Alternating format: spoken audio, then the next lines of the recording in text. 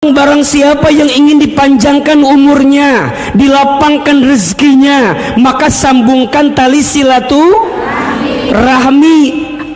Semudah itukah panjang umur dan lapang rezeki kalau silaturahmi dimaknai berbuat baik sama yang baik? Betul? Justru silaturahmi itu hakikatnya bisa berbuat baik sama orang yang gak baik sama kita. Kenapa? Itulah ciri orang yang bertakwa dalam hatinya. Gimana caranya kita bisa berbuat baik kepada orang yang gak baik sama kita? Belajar. Mulai hari ini berbuat baiknya bukan karena manusia, tapi berbuat baiknya untuk siapa?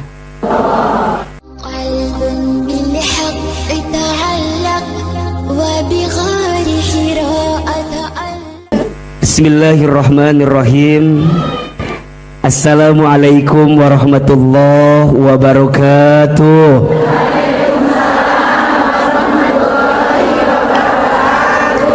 Bersyukur kepada Allah dengan mengucapkan kalimat Alhamdulillahi Rabbil Alamin. Bersalawat kepada Rasulullah Muhammad sallallahu alaihi wasallam beserta keluarganya, sahabatnya, dan kita semua yang terus istiqomah mengikutinya dengan mengucapkan kalimat Allahumma salli ala sayyidina Muhammad sallallahu alaihi wasallam wa ala alihi wa sahbihi ajma'in. Amma ba'du. Angkat kedua telapak tangan kita semua. Kita baca doa sama-sama seperti biasa. Kita berdoa kepada Allah, mudah-mudahan majlis kita hari ini diridhoi oleh Allah. Mudah-mudahan kebersamaan kita hari ini mengantarkan kita kelak berkumpul di dalam surganya Allah. Dan mudah-mudahan hari ini kita semua mendapatkan ilmu yang bermanfaat, mendapatkan rizki yang baik, dan setiap amal kita diterima oleh Allah Subhanahu wa ta'ala. Satu kali, jamaah, bunda, teteh, sayang, satu kali. Bismillahirrahmanirrahim. Bismillahirrahmanirrahim. Allahumma inna nas'aluka ridhoka wal jannah wa na'udzu bika min sakhatika wan nar. Ya Allah, sesungguhnya kami memohon kepadamu ridhomu dan surga, dan kami berlindung kepadamu dari siksamu dan api neraka. Allahumma inna nas'aluka ilman nafi'an wa rizqan thayyiban wa amalan mutaqabbala. Ya Allah, sesungguhnya kami memohon kepadamu ilmu yang bermanfaat dan rezeki yang baik, dan setiap amal yang Engkau terima. Amin ya Rabbal Alamin. Alhamdulillah, senang sekali, bahagia sekali pagi ini bisa kembali dengan bunda jamaah Majlis Taklim As-Sakinah. Tolong aminkan sama-sama, mudah-mudahan majlis ini Allah berkahi. Mudah-mudahan majlis ini Allah rahmati. Mudah-mudahan majlis ini Allah jaga dalam kebaikan. Dan mudah-mudahan majlis ini Allah istiqomahkan dalam ketaatan. Amin ya Rabbal Alamin. Bunda, teteh, sayang, apa kabar semuanya hari ini? Alhamdulillah, tenang di hati Allah. Masih ada yang ngalamun keneh ya. Kalau di majelis ini, kalau ditanya apa kabar, jawabannya alhamdulillah. Ayo, apa kabar semuanya hari ini?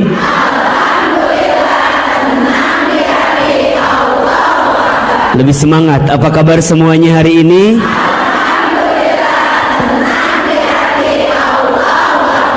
Aminkan sama-sama, mudah-mudahan yang hadir panjang umur. Mudah-mudahan yang hadir tambah sehat, tambah berkah hidupnya, tambah rukun rumah tangganya, tambah soleh pasangannya. Ada yang punya hutang? Ada yang punya hutang? Yang mana orangnya? Yang punya hutang bayar ya. Yang punya hutang didoakan cepat lunas hutangnya. Ada yang belum haji ada? Yang belum umroh ada? Mau haji? Mau umroh? Gimana caranya? Daftar. Mudah-mudahan yang belum haji umroh bisa berangkat haji umroh. Mudah-mudahan yang hadir makin disayang Allah. Mudah-mudahan seperti ini Allah pertemukan kita di dunia, seperti ini nanti Allah kumpulkan kita di surga. Amin ya rabbal alamin. Sok sekarang dibuka surat Ali Imran ayat 133, 134, 135. Surat apa? Ali Imran ayat berapa? 133, 134, 135. Ahilman akan berangkat dulu dari kita tuh pengen jadi orang yang bertakwa, betul? Kira-kira kita sudah jadi orang yang bertakwa apa belum? Cek saha eta teh. Matak dijelaskan dina ayat iya. Surat apa? Ali Imran ayat 133, 134, 135. Sudah ketemu? Sok perhatikan dengan iman. A'udzubillahi minasyaitonirrajim. Bismillahirrahmanirrahim. Wasari'u ila magfiratim mir rabbikum, dan bersegeralah kamu mencari ampunan dari Tuhanmu, dari Allah subhanahu wa ta'ala. Wa jannatin arduhas samawatu wal ard, dan bersegeralah kamu untuk mendapatkan surga yang luasnya seluas langit dan bumi. Uiddat lil muttaqin, yang ampunan dan surga itu Allah sediakan bagi orang-orang yang bertakwa. Perhatikan dulu bunda, yang harus bersegera dalam hidup kita hanya dua. Satu, bersegera menjemput ampunan Allah, dan yang kedua bersegera menuju surganya Allah. Yang di sini mau diampuni Allah? Kudu yakin ya, dan kudu mau. Sebanyak apapun dosa kita, ampunan Allah lebih luas dibanding dosa-dosa kita. Bunda dulu banyak dosa, minta ampun sama Allah. Bunda dulu buruk masa lalunya, tutup aib-aib di masa lalu, segera bertaubat, minta ampun kepada Allah. Ampunan Allah lebih luas daripada dosa-dosa kita. Maka mohon maaf bunda, teteh sayang, jangan pernah putus asa dengan ampunan Allah. Ada enggak orang yang mohon maaf putus asa dengan ampunan Allah? Ada. Bunda pernah enggak dengar kata-kata begini? Saya mah bukan gak mau ngaji, atuh pelong saya mah da kieu hirup lagi. Lihat atuh saya mah da dulunya juga gak baik, gak bener. Nggak mungkin saya ngaji.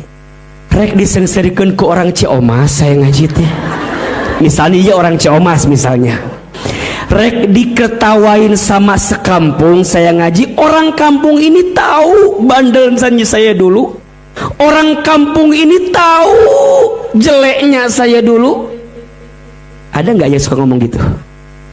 Yang sampai orang tuh putus asa dengan ampunan Allah. Hati-hati. Putus asa dengan ampunan Allah itu dosa. Makanya sering Ahilman pernah sampaikan kalau tidak salah, ada 4 dosa orang yang punya dosa selain dosanya.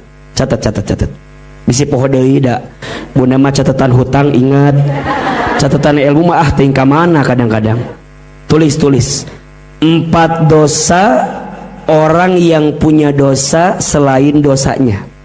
Jadi dosanya udah dosa, tapi selain dosanya juga ada dosa. Ada berapa? 4. 1. Merasa tidak punya dosa. Ingat ya, merasa tidak punya dosa itu adalah dosa. Yang kedua, sibuk dengan dosa orang lain.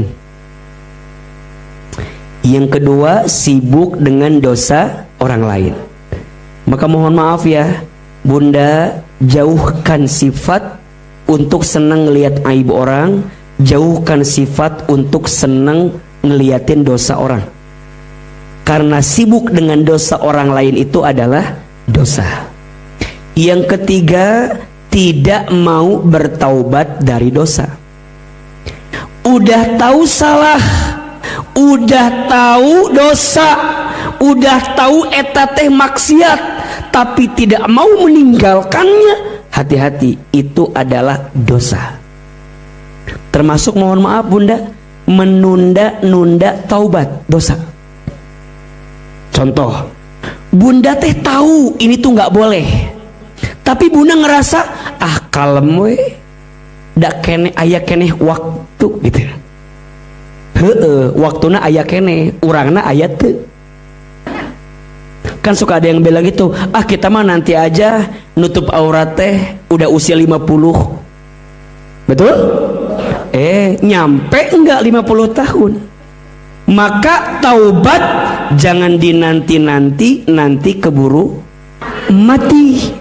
Taubat jangan nunggu kapan-kapan, nanti keburu dikafani. Status hari Kamis.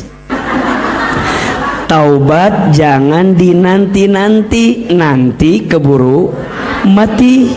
Taubat jangan nunggu kapan-kapan, nanti keburu dikafani. Betul? Bunda diajak ngaji, lamun waktuna aya sok berangkat. Bunda diajak taklim, kalau waktunya ada sok berangkat. Belum tentu di waktu yang akan datang masih ada waktu untuk kita. Betul? Maka kalau ngaji mah jangan nunggu waktu luang baru ngaji, tapi luangkan waktu untuk ngaji. Status hari apa itu? Hari Jumat. Jangan nunggu waktu luang untuk ngaji, tapi luangkan waktu untuk ngaji. Nunggu waktu luang mah tuh hese, betul tidak? Apalagi Bunda di sini kan sibuknya luar binasa. Sibuknya juga luar biasa kan? Sok mau tanya, Bunda di imah riweuh teu? Sibuk teu? Capek teu? Lelah tidak? Bunda kalau nunggu waktu luang rasanya nggak mungkin ada. Betul nggak? Bahkan menurut mah yang namanya istri mah kerja temeni panjang ya, nggak ada liburnya. Betul? Nggak ada cutinya. Pernah nggak Bunda cuti jadi istri? Ayah haroream mau cuti 2 hari jadi istri. Pernah tidak? Pernah nggak Bunda cuti jadi ibu? Nggak bisa. Makanya mohon maaf, jangan pernah merendahkan ibu rumah tangga. Betul? Menurut ibu rumah tangga itu jam kerjanya panjang banget. Betul? dari terbit matahari sampai terbenam mata suami. Setuju tidak? Bahkan kerjanya sebelum matahari terbit. Betul nggak? Bahkan setelah mata suami terbenam. Jadi pertanyaannya, bunda teh istri atau sah? Menikah siksa gitu hidup. Tapi itulah yang terjadi, betul? Jangan nunggu waktu luang untuk ngaji, tapi luangkan waktu untuk ngaji. Maka taubat buru-buru, cepat, betul? Dan yang keempat, dosanya orang yang punya dosa selain dosanya apa? Putus asa dengan ampunan Allah. Apa yang keempat? Putus asa dengan ampunan Allah. Ulangi, 4 dosa orang yang punya dosa selain dosanya. 1, merasa tidak punya dosa. Yang kedua, sibuk dengan dosa orang lain. Yang ketiga, tidak mau bertaubat dari dosa. Yang keempat, putus asa dengan ampunan Allah. Maka di ayat ini Allah ngingetin kita, wasari'u ila maghfiratim mir rabbikum, dan bersegera menuju ampunan. Bukan hanya itu, wajannatin, dan bersegera untuk masuk ke dalam surga. Gapai surga. Yang paling menarik, kenapa yang kita minta ampunan dulu baru surga? Ya kan? Kenapa yang kita minta ampunan dulu baru surga? Walaupun di sini kalimatnya ada waw, wawunya wawu atof. Wawu atof itu wawu yang disejarkan. Jadi bukan kemudian, tapi dan. Tapi penempatannya, kenapa ampunan dan surga? Kenapa nggak surga dulu baru ampunan? Ini rumus. Kalau bunda ingin masuk surga, harus apa? Harus diampuni dosanya oleh Allah. Jadi tiket untuk masuk surga itu salah satunya apa? Diampuni dosanya oleh. Pertanyaannya, yang di sini mau masuk surga? Yakin masuk surga? Punya orang dalam di surga. Iya rumusna. Maksud AA apa? Kita mau masuk surga. Mau atau tidak? Yakin masuk surga tidak? Jawab yakin. Kenapa yakin? Karena kami hamba Allah yang tidak pernah berhenti minta ampun kepada Allah. Maka izin, Bunda Ahilman mau tanya, ketika Bunda doa, lebih banyak minta ampun atau lebih banyak minta solusi dari masalah Bunda? Jangan bohong. Daa juga tahu. Ayo jawab, Bunda selama berdoa lebih banyak minta ampun atau lebih banyak minta keinginan Bunda? Jangan bohong.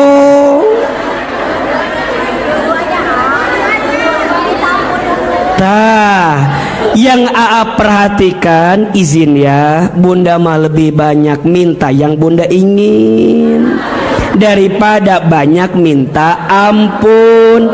Padahal rumusnya, kalau Bunda udah minta ampun dan Allah ampuni Bunda, jangankan Bunda minta yang lain, Allah sudah tahu keinginan Bunda. Berarti kalau ada yang nanya, AA nahanya solusi teh menit datang-datang, AA kenapa ya hajat saya tuh nggak terpenuhi? Cek, boleh jadi terhalang karena masih banyak dosa yang kita lakukan. Betul apa betul? Makanya Bunda perhatikan, kalau AA doa muhasabah paling panjang minta ampunnya. Betul nggak? Kurang lebih hampir 10 menit pertama pasti minta ampun, minta ampun, minta ampun. Betul? Disebutin satu persatu, ya Allah ampuni mata kami, ampuni lisan kami. Sering dengar itu kan? Panjang. Kadang Bunda kadoa teh sia Allah teh ngadoa teh ya ira. Meureun imam meureun. Mungkin ada yang bertanya, sia mending enggak beres-beres doa teh. Disebut semua. udah anggota tubuh, Bunda suka merhatiin kan? Mata, lisan, tangan, kaki, perut, kemaluan, terus dihitung. Setelah itu dosa sama orang tua disebutin namanya, betul? Dosa sama pasangan disebutin namanya, dosa sama anak disebutin namanya, betul nggak? Disebutin sampai Bunda tuh bingung, sadeui ya Allah itu sama dosa ya Allah. Jadi kadang nangisnya bukan sedih, tapi saking liurna. Ini mah. Tapi Bunda coba sebelum minta yang lain itu kan paling di belakang doang kan? Ya Allah baru nanti berkahi umur kami kan? Tapi di awalnya minta ampun, terus minta ampun. Karena seseorang itu akan diberi oleh Allah apa yang dia minta kalau dia sudah banyak minta ampun sama Allah. Makanya sing banyak istighfar. Betul apa betul? Mengejar ampunan Allah. Bunda tuh datang ngaji satu minta pengen diampuni dosa, karena setiap langkah ngaji itu menghapuskan. Makanya Bunda jangan merasa lelah, jangan merasa capek talim teh. Betul? Datang lebih pagi ada nggak? Punten, yang depan datang jam berapa ini? 5:30, jam 5, jam 4 ayah boga imah teh jam 4, jam 5 pengen ditanya, ece meni rajin gitu. Bunda jawabnya, dak saya teh dosanya banyak. Kan kalau bahasa orang Sunda mah peperiheun, apa? Naon peperiheun teh nya? Peperiheun teh naonnya? Ya gitulah pokok namanya. Peperiheun waktu muda nggak ada waktu, betul? Betul nggak? Ayeuna udah pensiun, anak udah pada gede, betul nggak? Makanya jangan kaget kenapa yang depan-depan ini terlihat wajahnya agak-agak senior gitu ya. Kenapa? Eta bahasa peperiheun, betul nggak? Dulu mah nggak punya waktu, nggak ada waktu, peperiheun, betul? Sekarang mah ada waktu, betul nggak? Termasuk yang belakang, izin ya. Mungkin Bunda teh punya waktu hanya sehari dalam sebulan. Peperiheun mah tiap hari nggak bisa, atuh pas kajian ahilman mah datang, betul nggak? Daripada banyak penasaran, kan suka didengerin kan? Masya Allah. Yang di belakang, kenapa sih? Atuh kan ditanya, kenapa mau datang kajian ahilman? Peperiheun. Kajian yang lain enggak, betul nggak? Atuh minimal makajian ahilman teh datang, betul nggak? Daripada selama ini lihatnya mungkin di TV, di sosmed, betul? Peperiheun, AA-nya ada, nyamperin, betul apa betul? Sok izin, yang di dalam siapa yang baru ketemu ahilman angkat tangan. Kamana wae ari ucut, kamana wae. Masya Allah. Yang di belakang ada yang baru, ada tidak? Masya Allah, terima kasih. Yang di parkiran mobil juga ada ya? Masya Allah, alhamdulillah. Mudah-mudahan yang baru ketemu nggak kecewa ya. Ternyata AA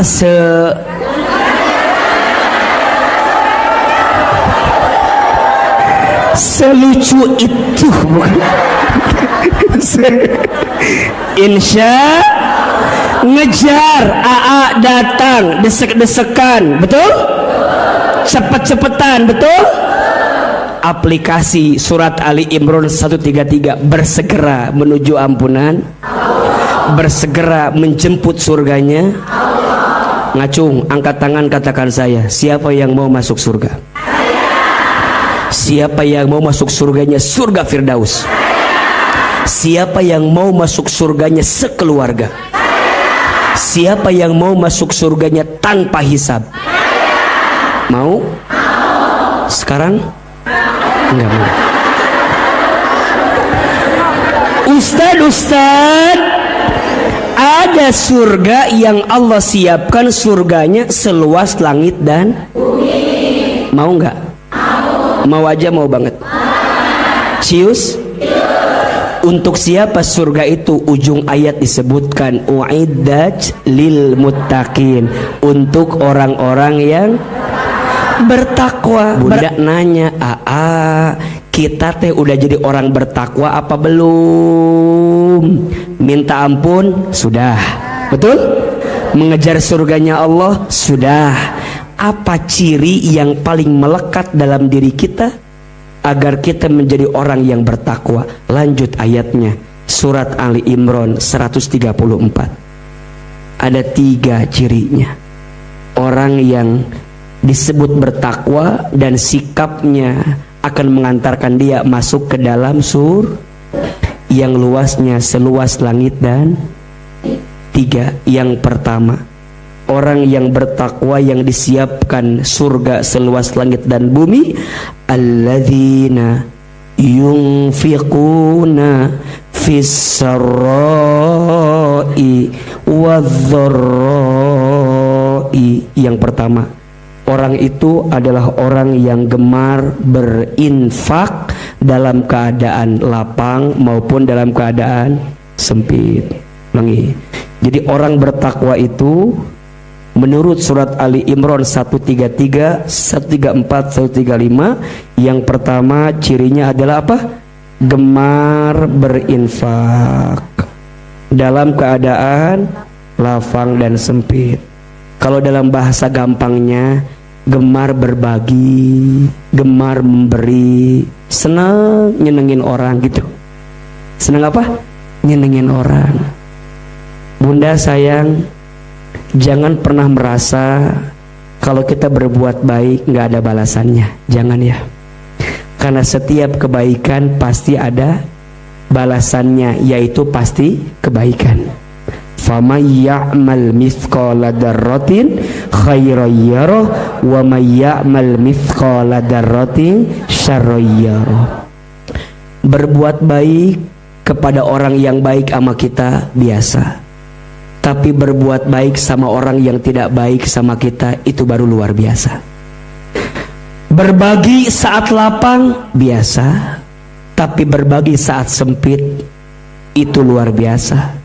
Senyum saat bahagia biasa, tapi senyum saat terluka itu baru luar biasa.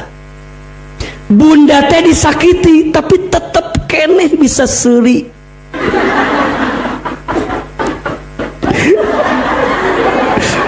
Ngeri, sakit, tapi masih bisa tersenyum tertawa saat sakit, itu baru luar biasa. Itulah makna fisarra wa dharra, dalam lapang maupun sempit. Kita mah kadang-kadang sok milih-milih. Ari pas sedikit.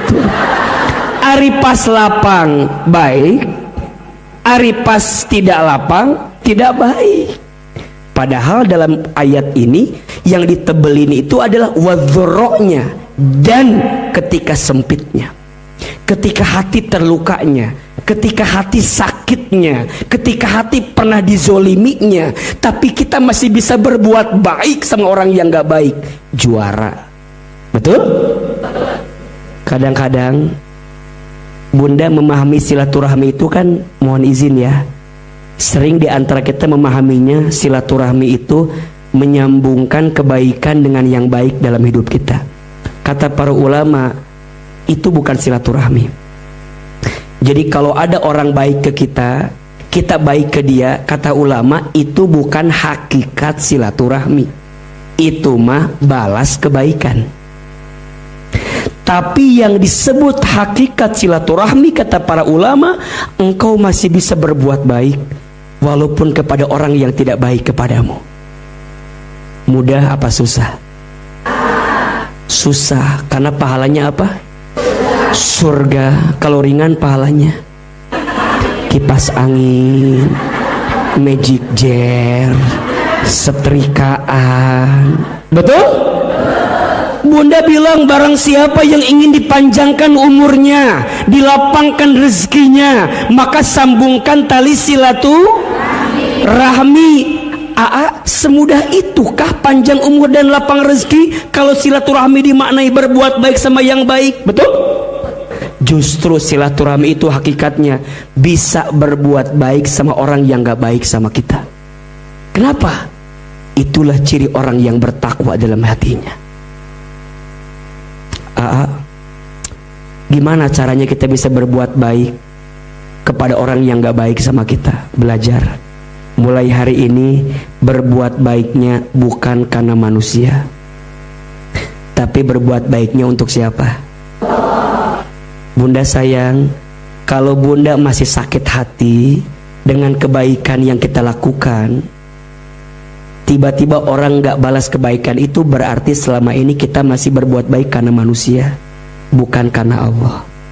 Maka tolong catat ini, status hari Sabtu. Catat. Jika,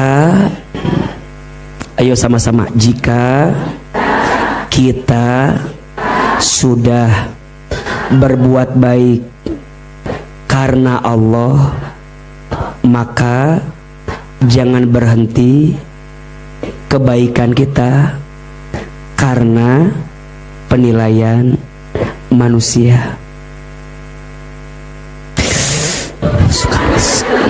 Itu teh nguji, ujian. Jika kita sudah berbuat baik karena Allah, maka jangan hentikan kebaikan kita karena penilaian manusia. Kalau kita berhenti dengan penilaian manusia, berarti selama ini berbuat baiknya bukan karena Allah, tapi karena manusia. Betul tidak? Bunda berbuat baik, tapi percuma bunda mah berbuat baik teh. Naon teu diharga. Suka nggak ngomong gitu? Suka nggak? Ada nggak yang begitu? Ada nggak? Bunda berbuat baik, terus bunda tuh ngerasa kebaikan bunda nggak dihargai, kemudian bunda nggak mau berbuat baik lagi. Ada? Percuma di rumah tangga ini mah udah nggak bisa diselamatkan. Kenapa? Saya sudah jadi istri yang baik, tapi suami tuh nggak pernah ngehargain saya. Udahlah, nggak usah sok terluka gitulah dalam hidup. Bunda pernah belajar dari AA, kita berbuat baik jadi istri karena perintah siapa? Bukan untuk disayang oleh suami. Suami mau sayang silahkan, suami nggak sayang juga maknya. Kita udah baik, udah berbuat baik, udah jadi istri baik, suami tetep baik-baik. Cik atuh mikir, udah orangnya manusia, betul tidak? Tapi bunda jangan ngukur kebaikan bunda untuk ngukur kebaikan suami, karena kebaikan suami itu digerakin oleh siapa? Maka bunda jangan nuntut suami berlebihan, riweuh dan capek, betul nggak? Kadang bunda sering begitu sama suami, ayah teh berubah,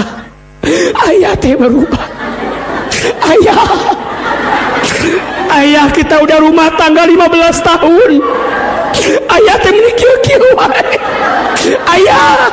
Coba Ahilman tanya, bunda bilang gitu, suami berubah atau tidak? Yang ada suami jadi bingung, ari bunda kunaon, bunda teh nyeri naon ieu teh, jadi berubah kieu. Bunda nuntut suami nggak berubah, jengkel nggak? Kesel nggak? Hati-hati, jengkel berlebihan, kesel berlebihan salah satu faktor penyebab stroke ringan.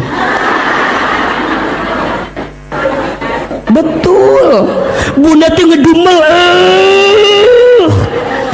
bunda udah sewot, udah ngedumel, pengen suami berubah, nggak berubah, jengkel tidak? Kesel tidak? Dipendam, kesel, set, gak, tah.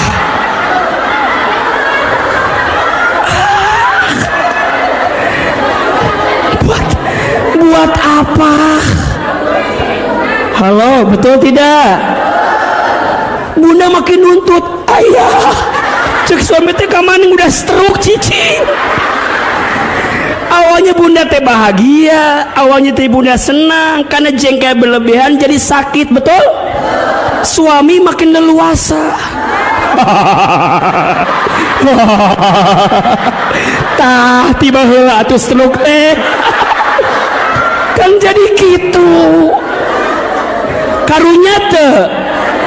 Maka mohon maaf, sayangi hidupmu besti. Setuju tidak? Sayangi hidupmu besti. Terlalu sayang harimu dihabiskan untuk jengkel kepada manusia yang menyakitimu. Maka berbuat baik bukan untuk manusia, tapi untuk bunda. Jangan stres. Bunda ditanya, "Cek, nah suami berubah?" Baik. Udah urusan dia. Aku mah udah ngingetin, betul? Aku mah udah baik, betul?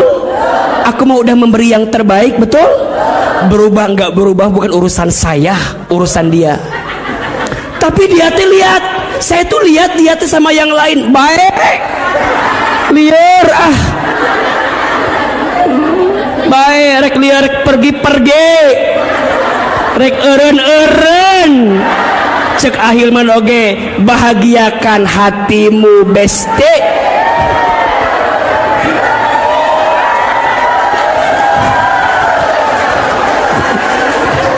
Nanti suami juga balas, gua juga bisa. Jadi ujungnya nggak jelas dua-duanya. Maksudnya begini, bunda, perhatikan ke depan. Ini rumus nih. Rumah tangga itu rumusnya seperti segitiga. Seperti apa? Puntennya, ini bukan nasihatin yang sudah kolot, bukan ya. Karena ama. Coba yang sudah berumah tangga 30 tahun ada? Sudah 43 tahun, Masya Allah. Suaminya masih sehat kan? Alhamdulillah. Di situ sehat. Tegang gitu. Ayo, yang belum nikah angkat tangan. Yang belum nikah. Yang mau nikah lagi setelah gagal kemarin. Nah, nges. Tidak menerima curhatan itu ya. Sok ada kayu hatena gitu teh. Satu. Nih, lanjut jangan. Sampai jam berapa ente kajian teh? Sampai jam berapa? Jam 2, iya. Oh iya, bunda, udah umumin belum? Hari Kamis? Belum ya.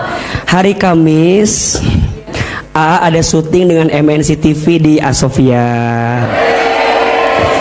Tapi jamaahnya sudah ada. Jadi nanti bunda, tapi boleh ikut ya. Jadi yang mungkin yang di setnya sudah diatur, tapi nanti dibuka untuk umum juga. Hari apa? Hari Kamis. Mulainya jam 4 subuh. Berat kan? Nggak jadi. Jadi ya. Enggak. Jam berapa mulainya? Kalau yang umum jam 7 mulainya. Jadi jam 7.30. Jadi kalau bunda mau ikut nanti acara dengan MNC TV, boleh hadir di Sofia. Hari apa? Ya mudah-mudahan kasorot sedikit gitu ya ada. Jadi bunda hadir, tapi mungkin nanti bisa dibagi lah ya. Silakan kalau ada kesempatan bunda boleh hadir. Jadi oleh karena itu sampai ketemu hari Kamis. Cukup sekian dan terima kasih. Lanjut. Sampai mana tadi lupa lagi. Rumah tangga itu filosofinya segitiga. Segitiga itu berarti gini. Ininya Allah, lihat bun. Apa ininya? Allah. Ininya suami. Ininya istri. Jadi rumusnya begini. Kalau suaminya mendekat ke Allah, istrinya mendekat ke Allah, maka nanti ketemu titik tengahnya. Betul nggak? Suami berbuat baik ke istri karena Allah. Istri berbuat baik kepada suami karena, kalau titik niatnya semua sudah karena Allah, maka nanti ketemu titik cintanya di sini. Berarti kalau bunda tanya, kenapa rumah tangga kami seolah-olah ada persoalan yang sangat berat? Boleh jadi jawabannya karena keduanya sedang tidak dekat dengan Allah. Atau salah satunya, bunda ngedeket ke Allah, tapi suami kadiu.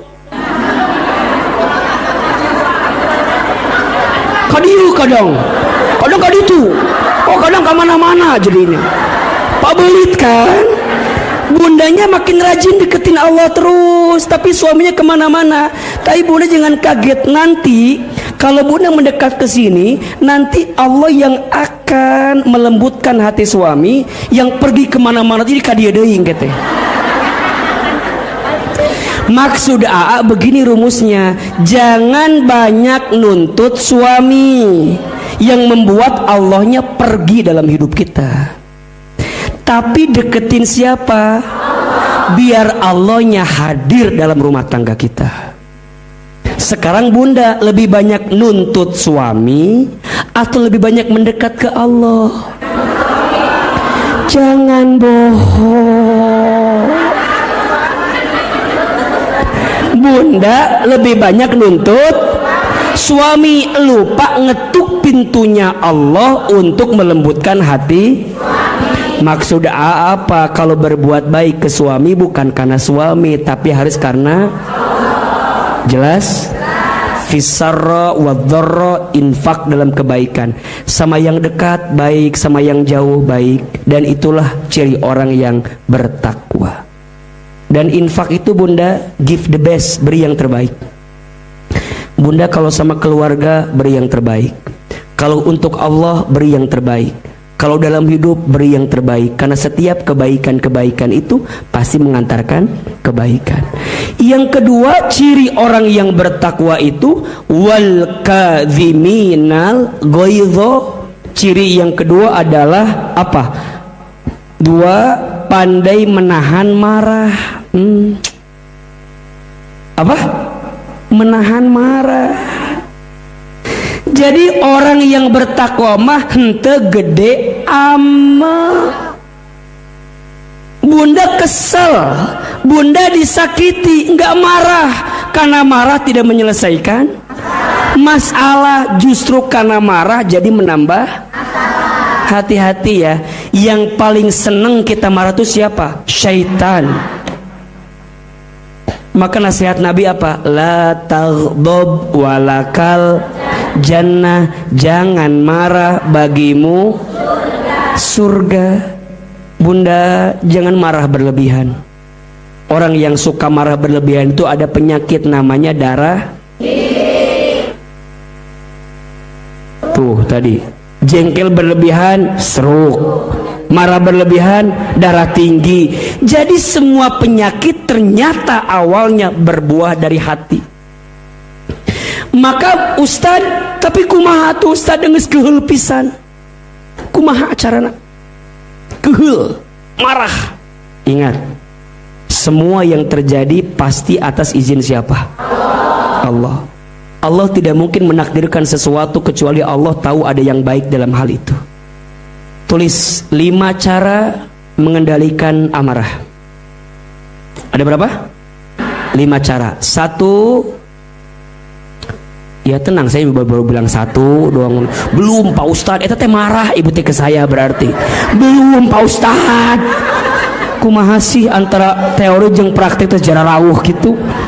Kan cek ati baru 1. Belum Pak Ustadz. Tenang atuh ibu, amalkeun ilmu teh. Jangan marah, tenang. Astagfirullahaladzim, ya Allah. Iya mah materi ka mana, praktek ka mana. 1. Itu kan jadi poho deui Ustaz. Gara-gara terpancing emosi gitu. Ada berapa caranya? 5. 1, cara mengendalikan marah, membaca ta'awudz. Membaca apa? Ta'awudz. A'udzu billahi minasyaitonir rajim. Berlindung kepada Allah dari godaan syaitan yang terkutuk. Karena marah itu pasti godaan dari syaitan. Karena Allah maunya Ketika ada sesuatu yang tidak sesuai dengan keinginanmu, jangan marah, justru lembutkan hatimu. Satu, baca apa? Ta'awudz. Dua, caranya mengambil air wudhu. Kenapa? Syaitan itu tercipta dari api, dan api itu akan padam dengan air. Maka setiap kemarahan yang bersumber dari godaan syaitan, padamkan dengan air wudhu. Lamun temempan kene, mandikan. Iya benar ya mah. Wudhu ya. Masih kene iya ngesesat. Lamun enggak ngancrum ke hanap. Basahkan. Jadi basahkan tubuhmu dengan air agar lebih lembut dan tenang hatimu. Betul? Yang ketiga, rubah posisi. Apa? Rubah posisi. Kalau kamu marah sedang berdiri, rubah jadi duduk. Duduk masih marah, rubah dengan ya marah duduk. Marah kan nih berdiri cenah. Lebih kairah tuh aja. Kalau lagi marah berdiri duduk. Duduk masih marah berdiri. Berdiri marah duduk. Sok gemes wae gitu. Kalau masih marah lagi berdiri kemudian berubah jadi duduk. Kalau duduk masih marah berubah jadi berbaring. Tahu? Berbaring teh kumahanya? Gitulah. Kumaha? Iya, maksudnya istirahatkan tubuhmu, tidur, istirahat. Mungkin habis tidur mah nanti marahnya akan lebih besar, akan lebih adem karena udah diistirahatkan. Jelas tidak? Lagi berdiri, duduk, lagi duduk, berbaring, alias tidur, istirahat. Yang keempat, nih udah nih, masih kene marah bunda, udah tidur teh masih kene marah, ambil wudhu lagi, ambil sajadah, sholat 2 rakaat. Setelah sholat baca Al-Quran. Jadi jangan langsung ketika itu, karena langkahnya pasti akan tidak baik. Jangan bicara kalau sedang marah, pasti yang keluar kata-kata yang buruk. Jangan melakukan sesuatu kalau sedang marah, karena tindakannya pasti buruk. 2. Jelas? Bunda lagi marah, bicara, pasti yang keluar kebun binatang. Betul?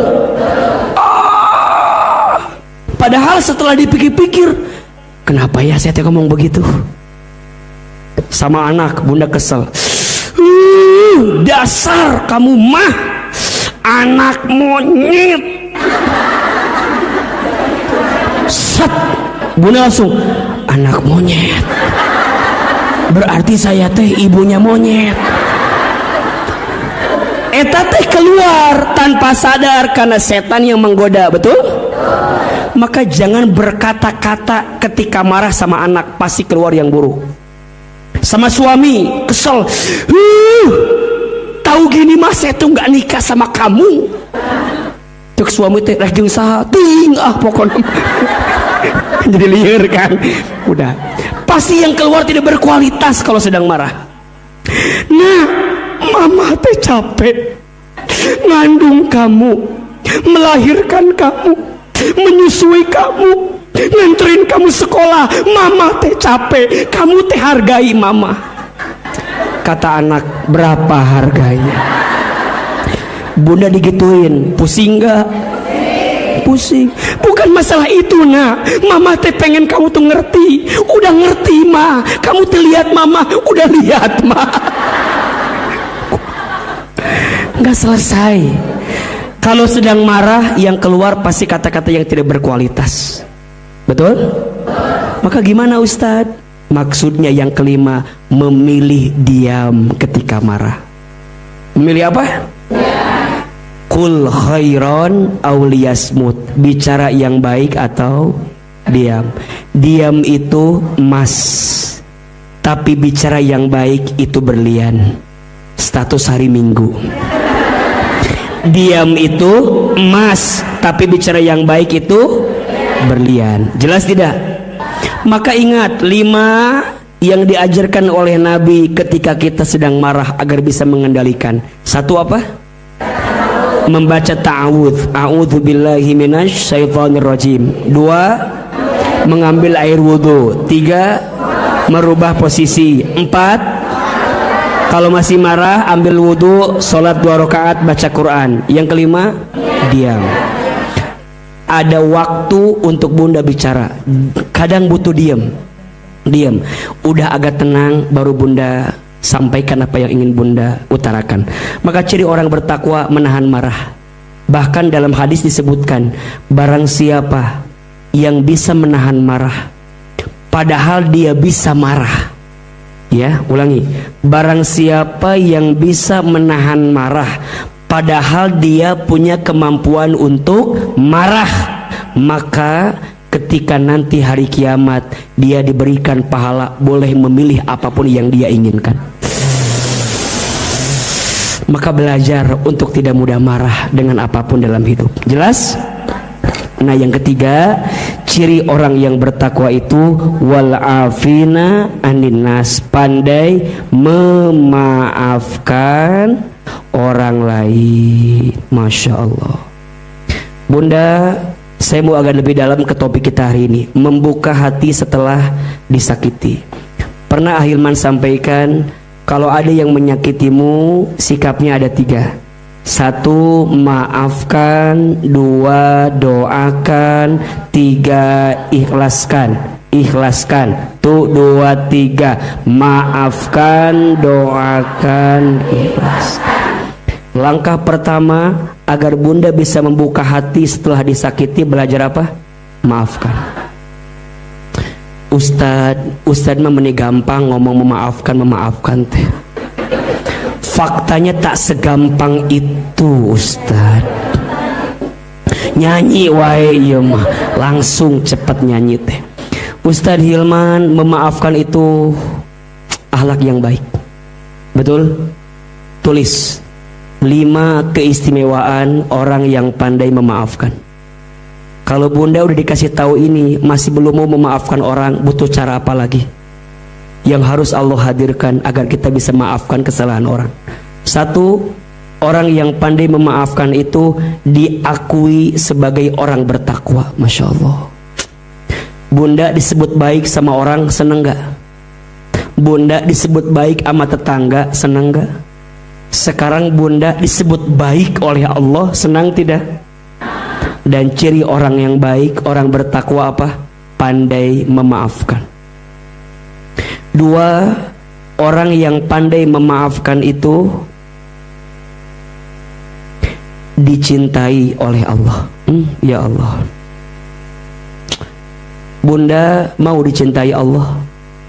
Ketika bunda disakiti oleh manusia, sesungguhnya bunda sedang menghilangkan kebersandaran hati kepada manusia itu, dan bunda sedang mengembalikan semua kepada siapa? Allah. Jawab, siapa yang tidak akan menyakiti kita? Allah. Siapa yang tidak akan menzolimi kita? Siapa yang tidak akan mengecewakan kita? Bunda, manusia itu memang punya sifat mudah menyakiti kita. Itu manusia. Maka jangan terlalu berharap kepada manusia. Mulai hari ini mah pensiun berharap ke manusia. Faktanya hati dan ucapan manusia itu mudah berubah. Betul? Kenapa atuh ari bunda teh udah tahu manusia teh kitu, masih kena we berharap ke manusia? Maka hari ini lepaskan semua perasaan cinta berlebihan kepada manusia. Cukup hanya Allah di hati kita. Betul? Maka ada istilah, Ustadz, kenapa ada orang yang mudah tersakiti? Jawabannya, karena Allah tidak hadir di hati. Yang hadir di hati adalah manusia yang menyakiti. Bunda kalau disakiti, yang diingat Allahnya atau manusianya? Betul? Bunda disakiti sama orang, yang diingat Allahnya atau manusia itunya? Padahal ketika ada yang menyakiti, jangan ingat manusianya, tapi ingat Allah. Allah tidak mungkin mengizinkan ada orang yang nyakitin aku kecuali Allah tahu dengan orang itu ada kebaikan yang Allah sedang titipkan kepadaku.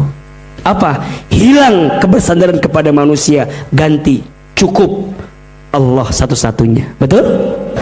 Maka saat manusia menyakitimu, sesungguhnya Allah sedang memelukmu, membelai kepalamu, sedang mencintaimu. Dan disitulah engkau bisa merasakan begitu besarnya cintanya Allah. Pernah nggak Bunda merasakan begini? Ketika Bunda sudah hilang semua rasa sama manusia, tinggal satu, ya Allah, mulai hari ini gimana Allah aja, benar nggak?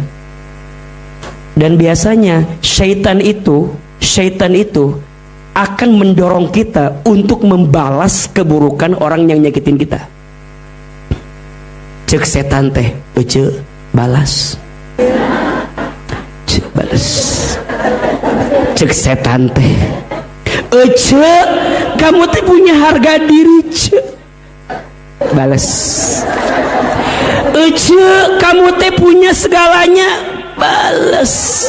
Cek saha eta teh, kata siapa itu? Setan maunya gitu. Bunda ngebalas. Pertanyaannya, ketika ngebalas, masalah selesai tidak? Yang ada boleh jadi balasan kita pasti lebih besar daripada kesalahan yang dia perbuat. Betul? Makanya ada yang bertanya, kalau saya disakiti, saya balas menyakiti, boleh tidak? Jawab, orang nyakitin kita, kita balas menyakiti dia, boleh tidak? Kata AA, boleh, asal syaratnya 2. 1, mohon maaf, Bunda hilang pahala. Yang awalnya Bunda mau dapat pahala jadi hilang pahala. Betul nggak? Yang awalnya Bunda disakiti, kalau Bunda maafin, Bunda jadi dapat pahala. Gara-gara Bunda ngebalas jadi hilang. Yang kedua, mohon maaf, syaratnya balasan yang Bunda lakukan harus sama dengan cara dia menyakiti kita. Pertanyaannya, kalau ngebalas biasanya sama atau lebih besar? Kan gitu kan, setan maunya begitu. Dia nyakitin kamu 5, kamu balas nyakitin dia 6. Yang dibalas lagi, emangnya gua nggak bisa, gua juga balas. Awalnya urusannya cuma 2 orang, lama-lama melibatkan keluarga, melibatkan orang-orang, semua temennya dihasut, ngajakin orang itu. Dengerinnya si eta mah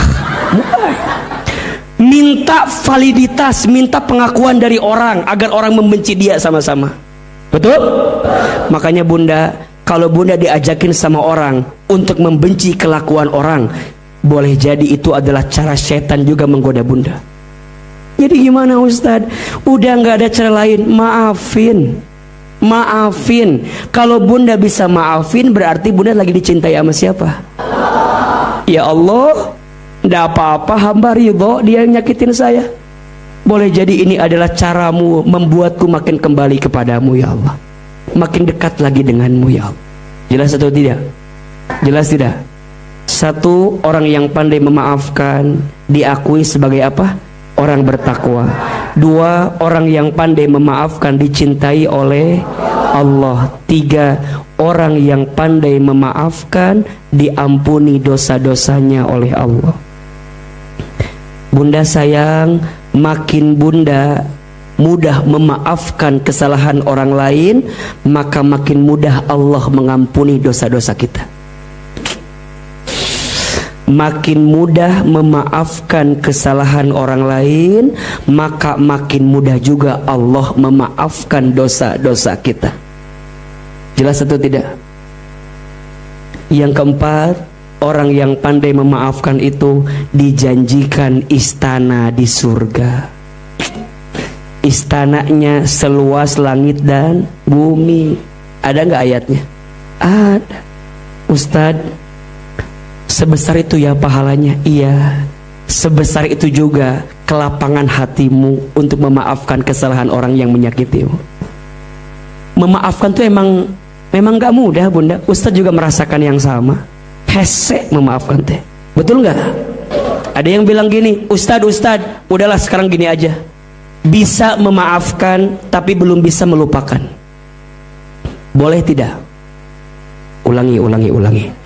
Bisa memaafkan, belum bisa melupakan. Boleh tidak? Boleh. Jawab, boleh tidak? Boleh. Kata siapa?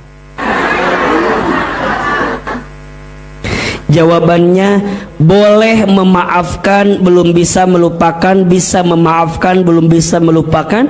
Boleh atau tidak? Jawabannya boleh. Kenapa? Karena memaafkan dan melupakan itu beda, tidak sama. Betul? Di mana bedanya? Memaafkan itu membersihkan hatimu agar tidak membenci kepada yang menyakitimu. Sedangkan melupakan membersihkan pikiranmu agar tidak ingat kepada yang menyakitimu. Sama atau beda? Beda.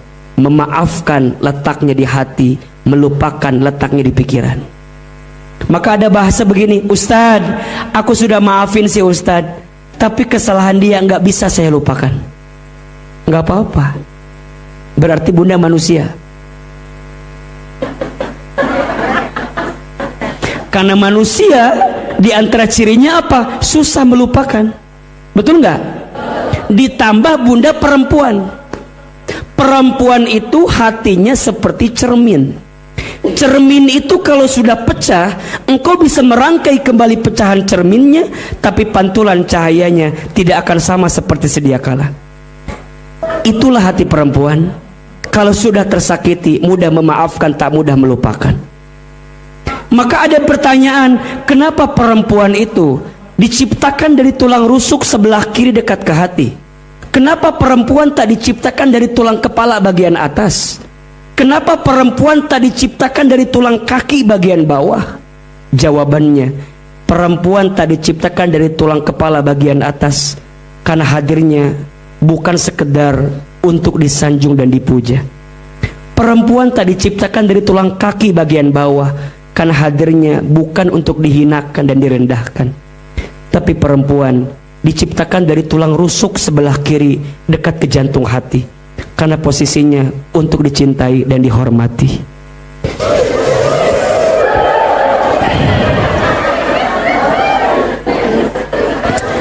Uhuy itu spontan, uhuy mah. Maka Ustaz Hilman, orang yang memaafkan dijanjikan apa? Surga. Jawab, ngacung. Di sini ada nggak yang pernah disakiti? Angkat tangan. Tiap hari ada. Karunia pisan eta mah ya Allah. Untuk semua yang pernah disakiti, belajar untuk apa? Memaafkan. Orang bertakwa, betul? Dicintai Allah, betul? Apalagi? Diampuni dosa, betul? Dijanjikan surga, betul?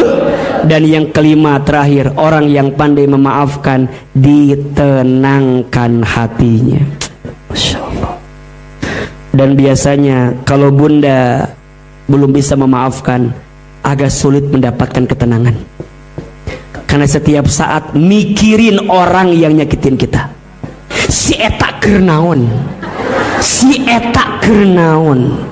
Dan yang kadang tambah sakit, orang yang nyakitin kita kok rasanya lebih bahagia dibanding kita. Hayang nama ya Allah, hayang nama si eta teh. Tapi kan gimana caranya? Biarkan Allah yang membalas semua kezaliman yang dia lakukan. Maka lanjut 135, perhatikan ayatnya. Masya Allah. Walladzina, dan orang-orang, idza fa'alu fahisatan aw dzalamu anfusahum, orang-orang yang apabila mengerjakan perbuatan keji atau menzolimi diri sendiri, zakarullaha fastaghfaru lidunubihim, maka segera mengingat Allah lalu memohon ampunan atas dosa-dosanya. Ingat, bunda, maafin orang bukan berarti urusan dia sama kita selesai. Belum. Selama dia tidak bertaubat ke Allah, selama dia tidak memperbaiki dirinya kepada Allah, termasuk dia menyambung kebaikan dengan kita, belum tentu urusan dia sama kita selesai. Maka bunda yang memaafkan jangan merasa lemah. Bunda yang memaafkan jangan merasa kalah. Jangan. Kan suka begitu kadang-kadang kita mikirnya. Enak banget dia teh. Udah nyakitin kita, udah menggores luka di hati kita, terus aku harus maafin dia. Harus. Sorry. Harus. Kan bunda sering begitu kan? Dia udah nyakitin saya, udah zolimin saya, udah ngecewain saya, terus bilang saya harus maafin dia. Harus gitu. Harus gitu. Bunda jangan merasa kalah, jangan merasa lemah ketika bunda memaafkan kesalahan orang. Karena hakikatnya bunda itu menang di hadapan siapa? Allah. Dan ingat, orang yang sudah dimaafkan bukan berarti urusanmu selesai dengan orang yang memaafkanmu. Ketika engkau tidak bertobat ke Allah, belum selesai. Ketika engkau tidak memperbaiki diri, belum selesai. Justru memaafkan itu hanya menyelesaikan sikap kita yang baik kepada orang itu dengan memaafkan. Setelah itu, ya silahkan. Makanya ada istilah begini, boleh nggak? Udah maafin, belum bisa melupakan. Terus mulai hari ini, saya mau jaga jarak sama dia. Nggak kontakkan lagi, keluar grup dari dia. Saya tuh melepas semua tentang dia. Boleh atau tidak? Kata siapa? Jawabannya boleh. Kenapa Ustadz? Caramu menjaga jarak dengan orang yang menyakitimu bukan memutuskan silaturahmi, tapi engkau sedang mengobati hati agar tidak tersakiti yang kedua kali. Jadi bunda lepas dulu, pergi dulu. Bukan aku tak mencintaimu, bukan aku tuh bukan, tapi aku tahu kalau bersama terus gitu loh, akan banyak hati-hati yang tersakiti lagi gitu loh. Makanya kita pergi gitu. Jelas tidak? Bunda kalau makin inget dia, liatin foto dia, inget lagi lukanya, betul nggak? Inget WA-nya sama dia, inget lagi lukanya, inget lagi sakitnya. Mau kapan sembuhnya, betul nggak? Makanya ingat, kalau bunda ngeblok orang, boleh nggak? Bunda nggak mau komen-komen lagi, boleh nggak? Jaga jarak sama dia, boleh nggak? Keluar grup dari dia, boleh nggak? Boleh, karena Ustadz kalau makin bareng terus makin sakit hati ini. Tapi ingat, meninggalkan dia bukan karena benci, meninggalkan dia justru karena cinta. Kalau kita makin bersama, makin banyak dosa di antara kita. Aku tuh pergi ninggalin dia bukan karena nggak cinta, tapi karena aku tahu kalau kita masing-masing setelah kita mendamaikan hati bisa lebih baik keadaannya. Jelas tidak? Makanya bukan karena benci, bukan saya mah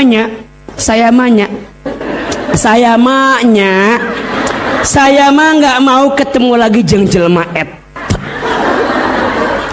Jelema et nggak mau Bunda, makin bunda nggak mau ketemu lagi dengan jelema eta, ku Allah dipertemukan jeung jelema eta. Aya we carana teh kitu. Betul tidak? Makanya ada istilah, jangan berusaha melupakan, berusaha saja memaafkan. Karena faktanya makin berusaha melupakan bukan tambah lupa, tapi malah tambah. Jelas tidak? Maka lihat, lanjut. Siapa yang berbuat keji, berbuat zolim, langsung dia ingat ke Allah, minta ampun atas dosa-dosanya. Perhatikan, wa may yaghfirud dzunuba illallah. Masya Allah. Dan siapa lagi yang dapat mengampuni dosa-dosamu selain walam yusirru ala ma fa'alu wa hum ya'lamun, dan mereka tidak meneruskan perbuatan dosa itu sedangkan mereka mengetahui. Jadi nih kalau kita pernah buat salah, Segera minta ampun kepada siapa? Bertobat sama siapa? Jelas kan? Setelah itu yakin Allah ampuni kita. Sama orangnya minta maaf, sama Allahnya minta ampun. Setelah itu berhenti, tidak meneruskan perbuatan yang buruk itu dengan orang lain. Ibaratnya berhenti sejenak, menjaga jarak dengan kebaikan-kebaikan untuk melembutkan hati di antara keduanya. Jelas? Bunda, perhatikan ke depan. Siapa yang mau hidupnya bahagia, angkat tangan. Siapa yang mau hidupnya tenang? Bunda, catat ya.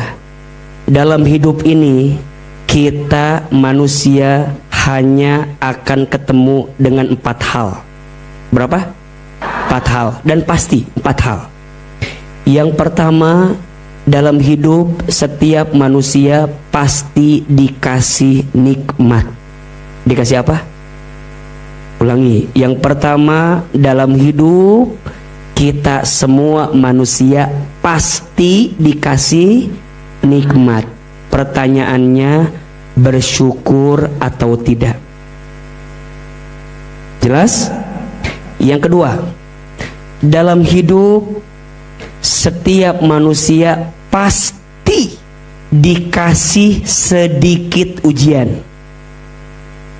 Ujian itu jumlahnya sedikit, nikmat jumlahnya jangan ketukar. Setiap manusia dalam hidup pasti dikasih sedikit ujian. Pertanyaannya, bersabar atau tidak? Jelas? Dikasih nikmat, pertanyaannya syukur atau tidak? Dikasih ujian, pertanyaannya sabar atau tidak? Yang ketiga, dalam hidup setiap manusia pasti beramal, pasti beribadah. Pertanyaannya, ikhlas atau tidak? Jelas? Yang keempat, setiap manusia dalam hidup pasti berbuat dosa. Pertanyaannya, taubat atau tidak? Ada berapa? 4. Ulangi. Ini rumus hidup. Kalau Bunda lagi rumit, lagi pusing, kembali ke sini. Manusia dalam hidup pasti akan mendapatkan 4 hal. Berapa? 4 hal. 1, setiap manusia pasti dikasih nikmat. Pertanyaannya, syukur atau tidak? 2, setiap manusia pasti dikasih sedikit ujian. Pertanyaannya, sabar atau tidak? Yang ketiga, setiap manusia pasti beramal. Pertanyaannya, ikhlas atau tidak? Dan yang keempat, setiap manusia pasti berbuat dosa. Pertanyaannya, taubat atau tidak? Berarti kalau ada yang tidak bahagia, pasti kurang syukur, kurang sabar, kurang ikhlas, kurang taubat. Kalau dikumpulin kurang ajar. Udah. Berarti kalau mau bahagia, perbanyak syukur, perbanyak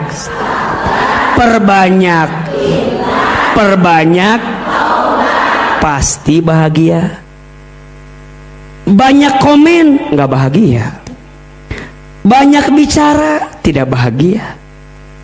Banyak berbuat yang tidak penting, nggak bahagia. Banyak pamer, nggak bahagia. Banyak flexing, nggak bahagia. Yang bahagia itu hanya 4. Banyak syukur, banyak sabar, banyak ikhlas, banyak taubat. Jelas tidak? Kalau tidak bahagia berarti kurang syukur, kurang sabar, kurang taubat. Kalau dikumpulin, bab hati disakiti berarti ini ujian kan? Udah, sabar. Betul? Berbuat baik lagi, ikhlas. Kalau kita punya dosa, taubat. Diputer-puter pasti ketemunya di situ. Dan inilah ilmu hidup. Mudah-mudahan Bunda bisa mengamalkannya. Pertanyaannya, AA, gimana biar banyak syukur? Gimana biar banyak sabar? gimana biar banyak ikhlas, gimana biar banyak tobat. Kita akan ketemu di kajian As-Sakinah yang selanjutnya. Itulah yang kita bahas di kajian As-Sakinah. Semua tentang hati, semua tentang hidup, agar Bunda bisa menjalani hidup dengan penuh kebaikan. Insya hari ini ada ilmunya, ada manfaatnya, jelas. Terakhir, yang ikhlas kita berikan infak yang terbaik. Mau atau tidak? Sedekah, infak itu ciri orang yang bertakwa. Mudah-mudahan yang berinfak Allah hapuskan dosa-dosanya. Yang berinfak mudah-mudahan Allah angkat derajatnya. Yang berinfak Allah jauhkan dari bala musibahnya. Semua infak Bunda untuk pendidikan Al-Quran di As-Sakinah, untuk dakwah kita, insya Allah setiap yang Bunda infakkan akan kembali kepada Bunda yang menginfakannya. Siapkan infak terbaik, panitia dibantu agar jamaah bisa berinfak dengan tenang. Sambil kita sholawat, mudah-mudahan Allah menerima infak sedekah kita. Ya Nabi, salam alaika, ya Rasul, salam alaika, ya Habib, salam alaika, salawatullah alaika. Lebih keras. Ya Nabi, salam alaika, ya Rasul, salam alaika, ya Habib, salam alaika, salawatullah alaika. Lagi. Ya Nabi, salam alaika, ya Rasul, salam alaika, ya Habib, salam alaika, salawatullah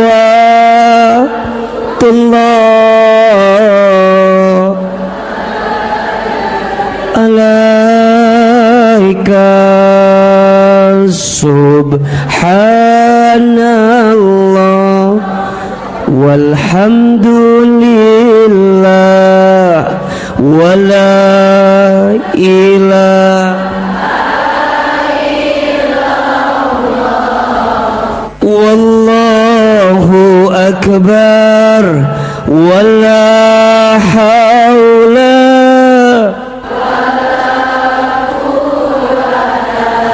illa billahil. Lebih keras. Subhanallah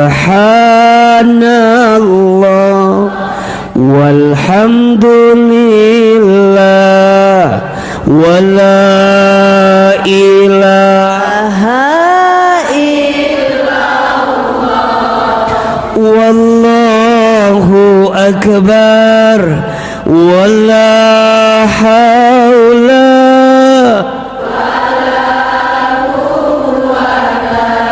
illa billahil. Lagi. Subhanallah walhamdulillah wala ilaha illallah wallahu akbar wala haula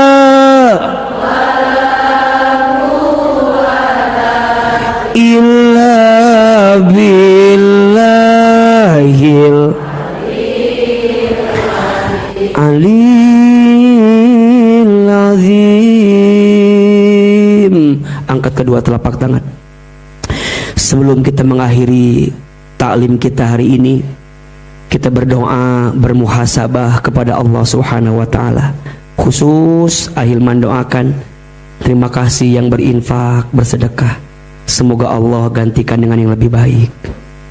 Semoga Allah hapuskan dosa-dosa bunda semua, maafkan kesalahan bunda semua. Semoga setiap hajat kita dengan sedekah kita Allah mudahkan hajat-hajat kita.